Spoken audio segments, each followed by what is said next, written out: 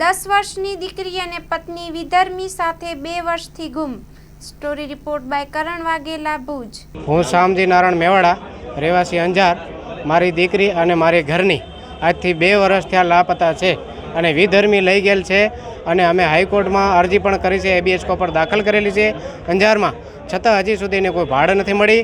અને અમે લોકોએ પહેલાં ગુમ નોંધ લખાવી તો ત્યારે સાહેબે એમ કીધું કે આની ગુમ નોંધ થાય, આની એફઆઈઆર ન લખાય।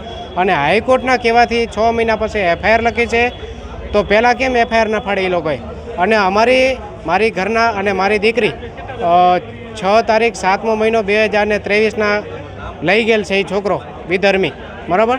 તો 7 તારીખે અમે પોલીસ સ્ટેશનમાં જઈને એ છોકરાના નંબર આપીએ છીએ સિસોદિયા સાહેબને, અંજારના પીએસઆઈ સાહેબને, બરાબર।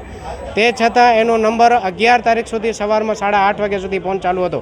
4 દિવસનો ટાઈમ મળ્યો, તો 4 દિવસ સુધી લોકોએ કેમ કાંઈ કાર્યવાહી ન કરી?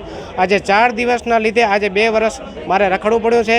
મારી 10 વર્ષની દીકરી છે, હવે જીવતા છે કે મરી ગયા છે મને કાંઈ ખબર નથી। મને ખાલી મારી દીકરી અને મારી ઘરવાળી ખપે છે, બસ।